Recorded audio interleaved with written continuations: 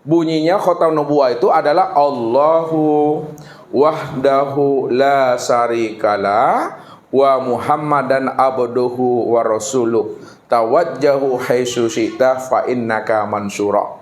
Itu cap khatam nubuwah. Itu rahasia alam tuh. Kalau Bapak Ibu tahu akan rahasia itu, terbongkarlah namanya alam lahud. Terbongkarlah rahasia alam malakut. Ya. Terbongkarlah namanya rahasia barzah itu. Karena ada di situ. Guna itu.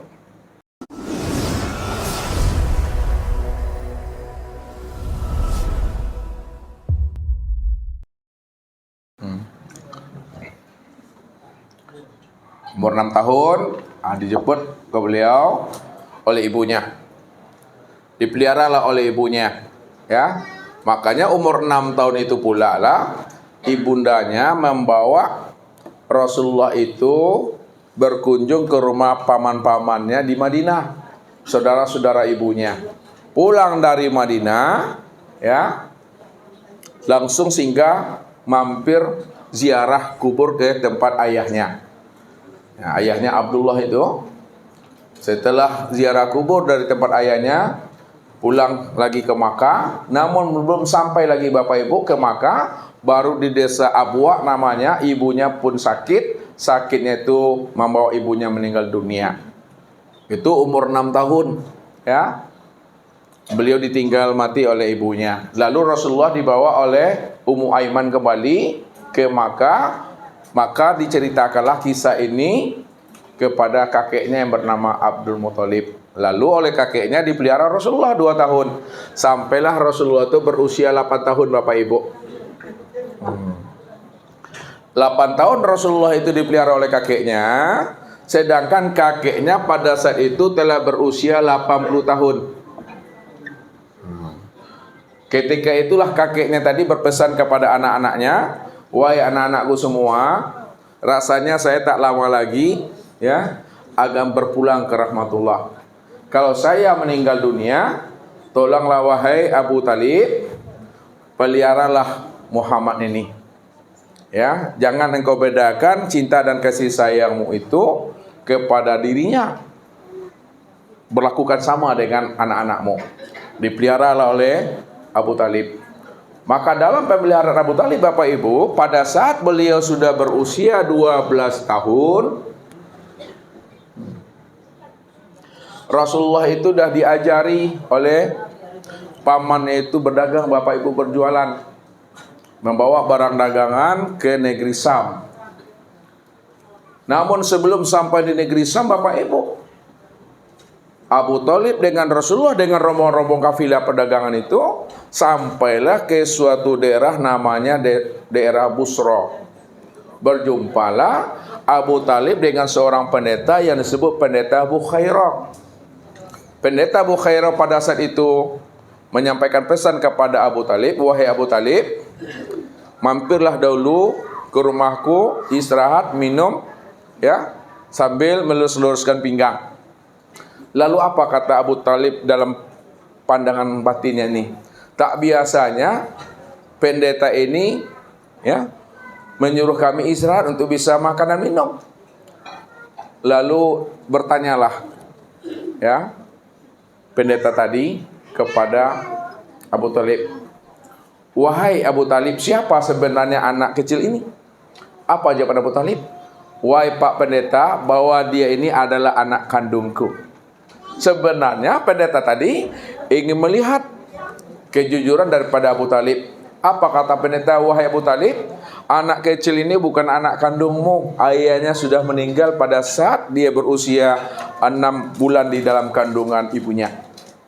Betul wahai Pak Pendeta, bahwa dia bukan anak kandungku tapi adalah anak saudaraku. Itu adalah keponakanku. Memangnya ada apa wahai Pak Pendeta, kata Abu Talib. Ketahuilah wahai Abu Talib bahwa anak kecil ini dia adalah cikal bakal Nabi penutup akhir zaman.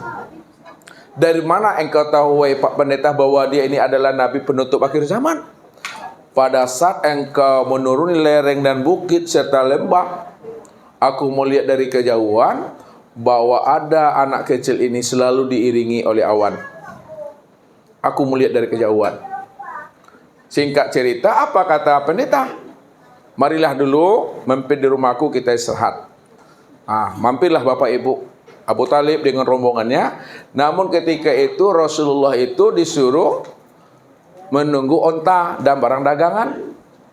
Setelah itu ditanyalah oleh Pak Pendeta, wahai Abu Talib, kenapa tidak engkau suruh Muhammad itu untuk istirahat di sini?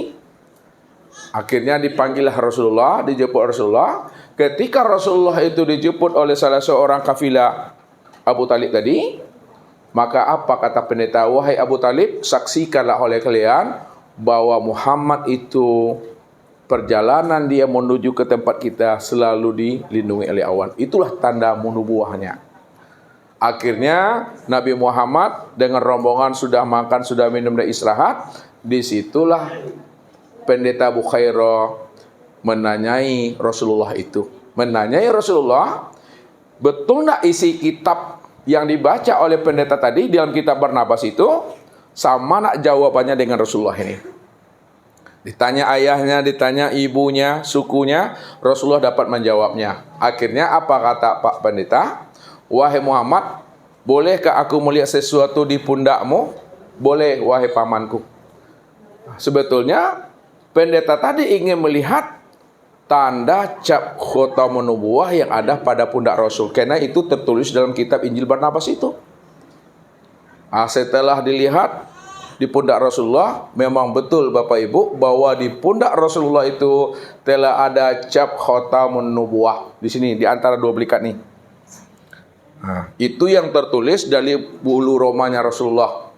Jadi kalau anak atau cucu kita lahir, kalau ada tanda kadang ada hitam, ada bulunya. Rasulullah juga ada bulu roma yang halus yang berbentuk tulisan Arab. Bunyinya khotam nubuwah itu adalah Allahu wahdahu la syarikala wa Muhammadan abduhu wa rasuluh tawajjahu haitsu syi'ta fa innaka mansura. Itu cap khotam nubuwah. Itu rahasia alam tuh. Kalau Bapak Ibu tahu akan rahasia itu, terbongkarlah namanya alam lahud. Terbongkarlah rahasia alam malakut. Ya, terbongkarlah namanya rahasia barzah itu. Karena ada di situ guna itu. Lalu ditutup lagi oleh pendeta. Lalu pendeta pun menyampaikan kepada Abu Talib, wahai Abu Talib, mulai hari ini, ya, sejak ini kamu tidak boleh melanjutkan perjalanan membawa Muhammad ini pergi berdagang ke Syam. Bawa dia lagi pulang ke Makkah. Sebab apabila engkau bawa, apabila dia diketahui oleh orang-orang Romawi, orang-orang Yahudi dan Nasrani, dia akan dibunuh. Kenapa? Karena Rasulullah ini 600 tahun sebelum beliau itu lahir, sebelum beliau itu cikal bakalnya ada, mereka telah mengenal dan mengetahui Rasulullah itu. Ini yang dijelaskan oleh Allah. Allazina atainahumul kitaba ya'rifunahu kama ya'rifuna abna'ahum wa inna fariqam minhum la ya'tumunal haqqa wa hum ya'lamun. Orang-orang Yahudi dan Nasrani, mereka telah kami beri namanya kitab Injil dan Taurat. Mereka mengenal dan mengetahui akan kelahiran Rasulullah sebagai nabi penutup, sebagaimana mereka mengenal dan mengetahui anak-anak kandung mereka sendiri. Bagaimana mereka mengenal anak kandung mereka sendiri, siapa ayahnya, siapa ibunya, apa sukunya, begitulah sebenarnya mereka mengenal dan mengetahui Rasulullah itu. Wa inna fariqam minhum la ya'tumunal haqqa wa hum ya'lamun. Akan tetapi sebahagian daripada mereka, mereka sengaja merahasiakan akan kelahiran Rasulullah yang telah tertulis dalam kitab mereka, padahal mereka itu telah memahami isi kitab mereka. Ini yang disampaikan Allah dalam Al-Quran. Wa isqala Isa ibnu Maryam, ya Bani Israel, inni Rasulullah ilaikum musaddiqan lima baina yadayya minat Taurat wa mubasyiran bi rasuli ya'ti min ba'di ismu Ahmad. Falamma ja'ahum bil bainat qalu hadza sihrun mubin. Tatkala Nabi Isa berkata kepada kaumnya, wahai Bani Israel, inni Rasulullah ilaikum, sesungguhnya aku ini adalah utusan Allah kepada kamu semua. Musaddiqan lima baina yadayya minat Taurat wa mubasyiran bir rasuli. Aku membenarkan kitab-kitab yang diturunkan sebelum aku, yaitu kitab Taurat.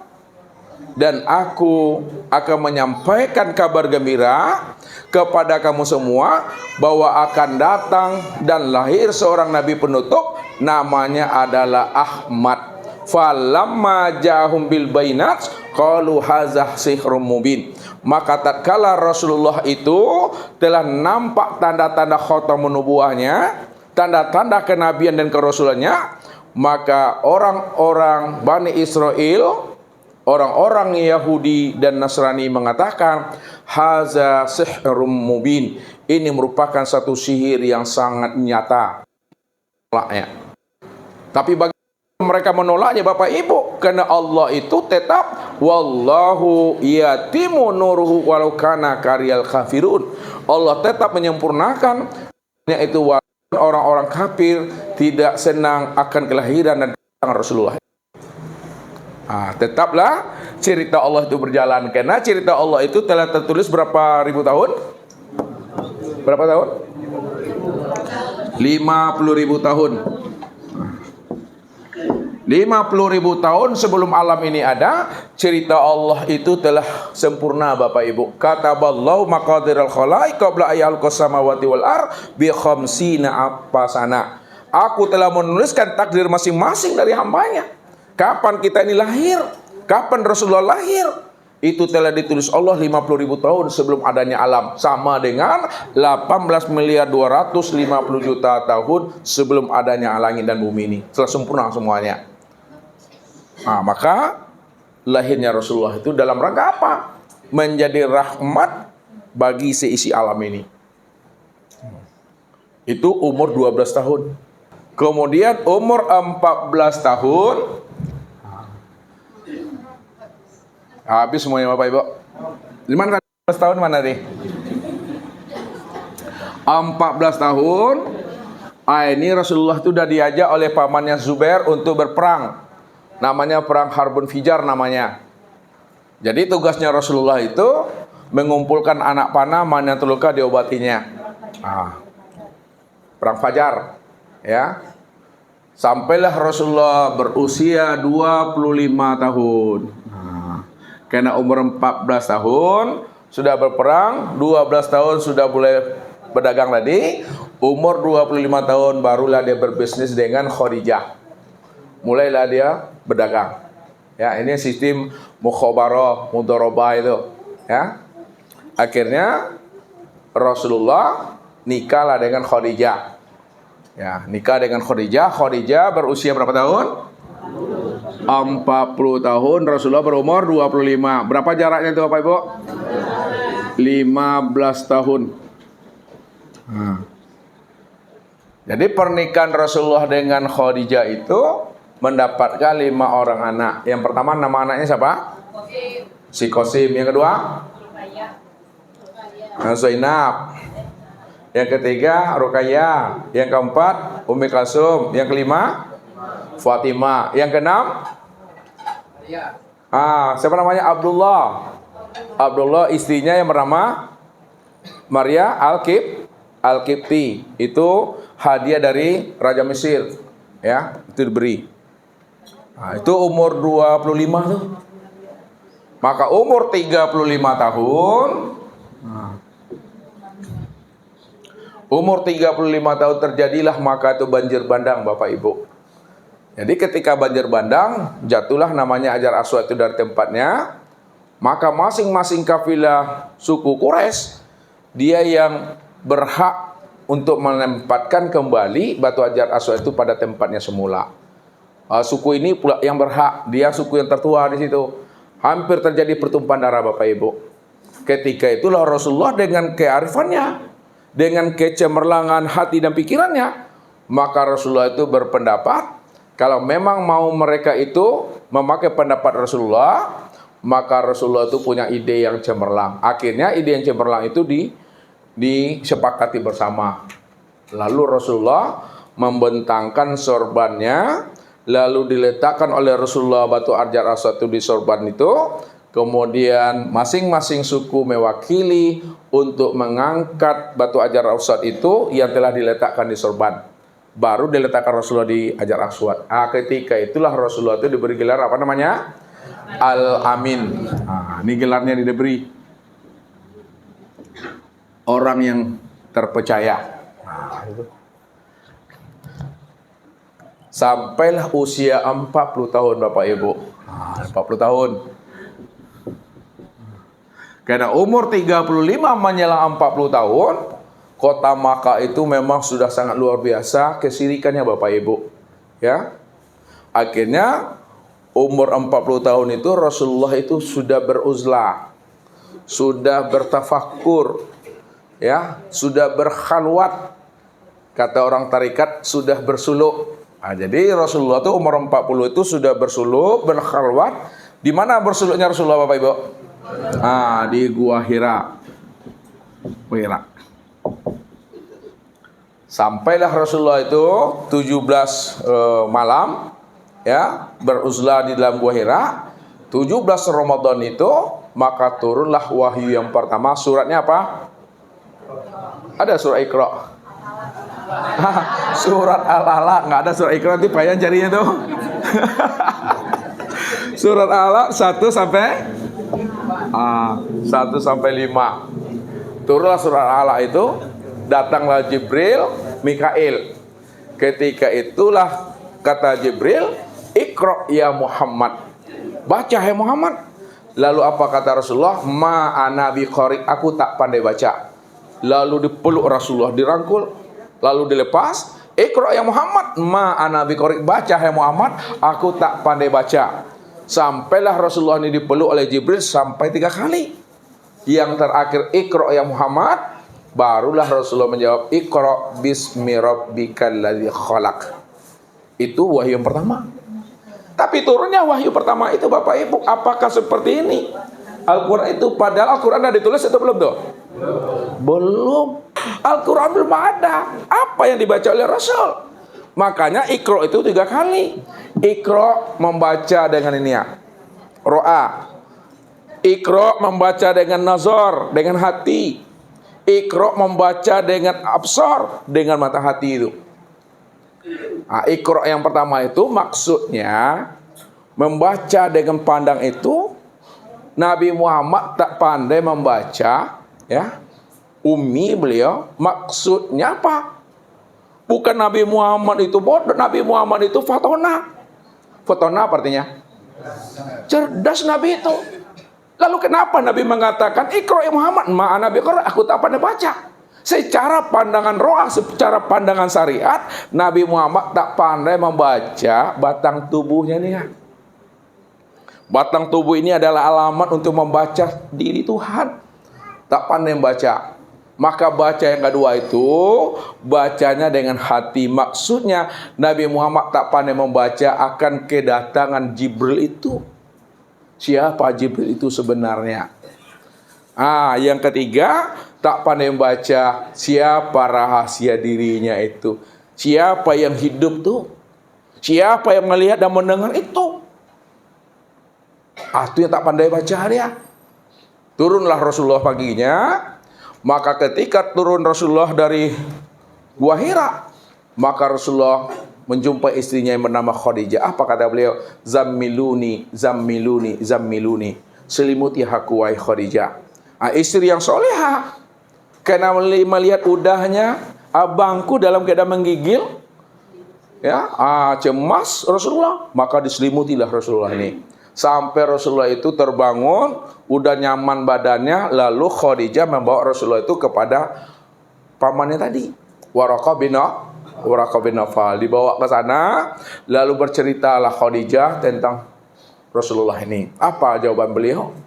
Wahai Muhammad, bahwa yang datang kepada engkau di Gua Hira itu adalah An-Namus. Itu adalah malaikat Jibril. Memberi tanda kepada dirimu bahwa dirimu itu adalah menjadi seorang Rasul. Bukti kamu seorang Rasul. Maka turunlah wahyu surat Al-Alaq itu. Hai Muhammad, kalau aku masih hidup nanti di masa kamu dalam berdakwah, aku ikut membantu perjuangan kamu menegakkan kalimatillah itu. Mendapat wejangan daripada Waraqah bin Nawfal, barulah tenang hatinya Khadijah. Baru tenang hatinya Rasulullah. Barulah Rasulullah dan Khadijah pulang lagi ke rumahnya 3 bulan setelah beliau berjumpa Waraqah bin Nawfal. Waraqah bin Nawfal pun meninggal dunia, Bapak Ibu. Barulah turun firman Allah yang kedua yang menyuruh Nabi itu untuk berdakwah. Surat apa tuh? Al-Muddatsir. Ya ayyuhal muddatsir, hei orang-orang yang berselimut, kum fa anzir, berdiri, bangun, berilah peringatan. Wa rabbaka fakabbir, Rabbmu agungkan, besarkan. Wa siyabaka fatahhir, dan pakaianmu bersihkan. Disitulah Rasulullah mulai berdakwah. Jadi dakwah Rasulullah Bapak Ibu ketika turunnya firman Allah itu, inilah dakwah secara sembunyi-sembunyi. Dari rumah ke rumah Bapak Ibu. Berapa tahun Rasulullah itu dakwah rumah ke rumah? Itu Rasulullah itu berapa? 3 tahun Bapak Ibu. Nah, 3 tahun Rasulullah itu dakwah sembunyi-sembunyi. Sampailah turun firman Allah yang menjelaskan, fasda bima tu'mar wa a'rid anil musyrikin. Hei Muhammad, kamu sudah berdakwah sembunyi-sembunyi 3 tahun. Hari ini hai Muhammad, lakukanlah dakwah secara terang-terangan sesuai dengan apa yang aku perintahkan kepada dirimu. Wa a'rid anil musyrikin. Kamu berpalinglah dari orang-orang yang menyekutukan aku, kata Allah. Ketika Rasulullah mulai berdakwah terang-terangan, disitulah Rasulullah itu baru mendapatkan namanya ancaman itu. Baru Rasulullah itu mendapatkan namanya serangan balik daripada orang-orang kafir Quraisy itu. Maka dakwah Rasulullah Bapak Ibu hanya 3 yang disampaikan Rasul sebagai kurikulumnya itu. Jadi dakwah Rasulullah itu 3 Bapak Ibu yang disampaikan Rasulullah itu adalah iman. Yang kedua apa? Islam. Yang ketiga ihsan. Iman, Islam, dan ihsan. Ini yang disampaikan Rasulullah. Makanya yang pertama kali disampaikan Rasulullah itu adalah awaludin ma'rifatul. Itu perkara iman. Berapa tahun nih?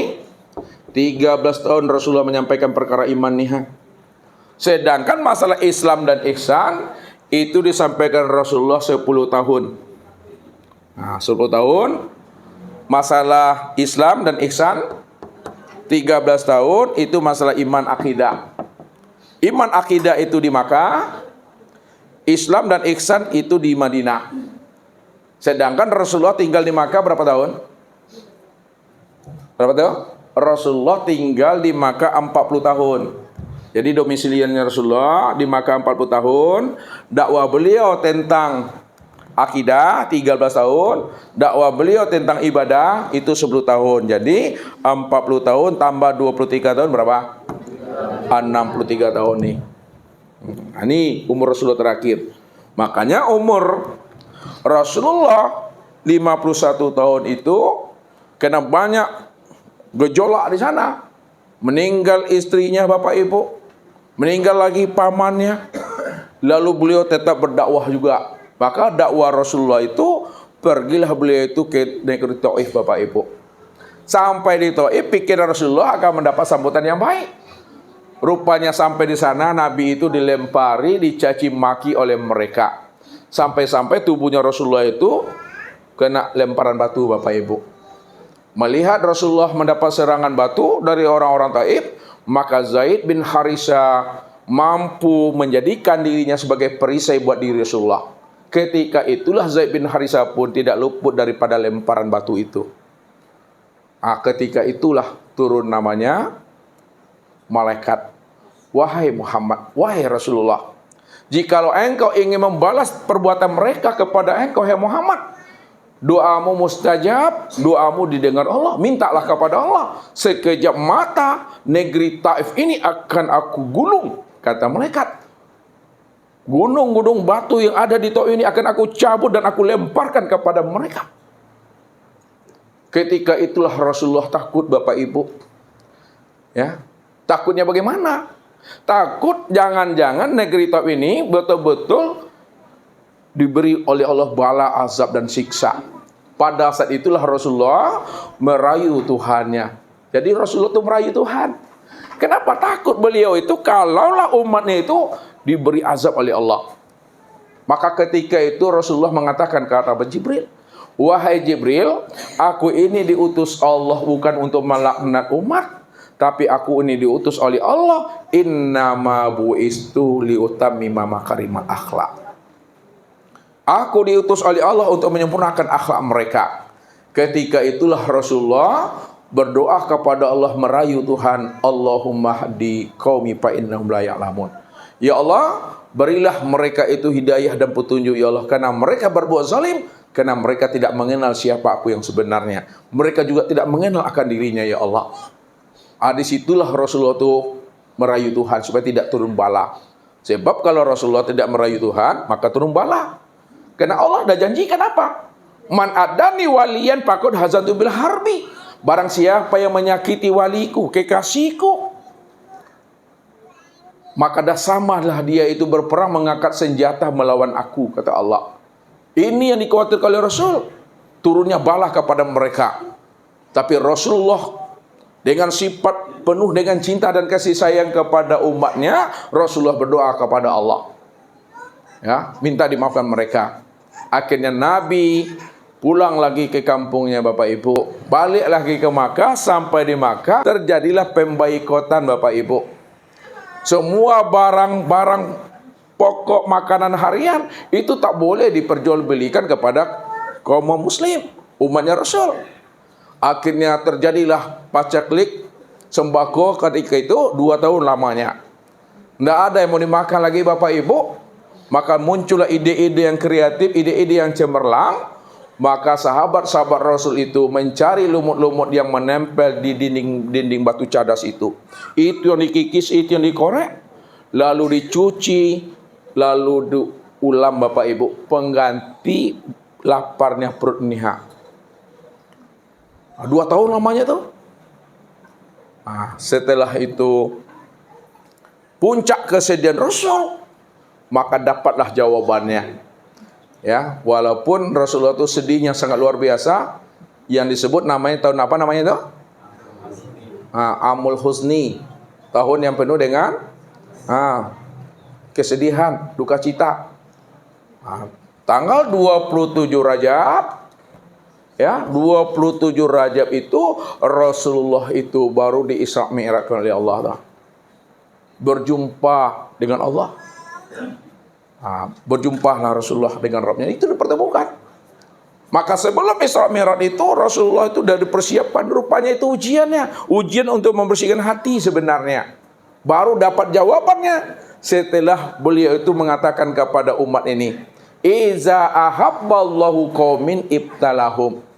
Apabila Allah ingin mencintai hambanya, pastilah hambanya itu diberi Allah namanya ujian dan cobaan sebagai titipan, bukan sebagai bala buat dirinya. Nabi bisa mengutarakan itu setelah Nabi itu Isra dan Mi'raj, baru Nabi mengungkapkan itu. Itulah rahasianya. Makanya ujian-ujian yang diberikan Allah, yang dititipkan Allah kepada dirinya, sebenarnya untuk membersihkan ruhaninya. Itu ambil iktibar bagi kita. Bukan ruhani Nabi itu kotor Bapak Ibu, itu iktibar, contoh. Makanya hati Nabi itu dibersihkan dahulu. 5 kali hati Nabi itu dibersihkan tuh. Umur berapa tuh Ibu-ibu? Berapa? 4 tahun. Berapa lagi? 10 tahun. Berapa lagi? 15 tahun. Kemudian 40 tahun. Terakhir 51 tahun. Dibersihkan. Jangan Bapak Ibu salah pula memahami, mentang-mentang dibersihkan hati Nabi kotor. Enggak. Ini Nabi itu uswatun hasanah, contoh dan teladan bagi umat ini. Siapa yang ingin berjumpa Allah, siapa yang ingin berliqa Allah, siapa yang ingin bermusyahadah dengan Allah, maka bersihkanlah hati itu.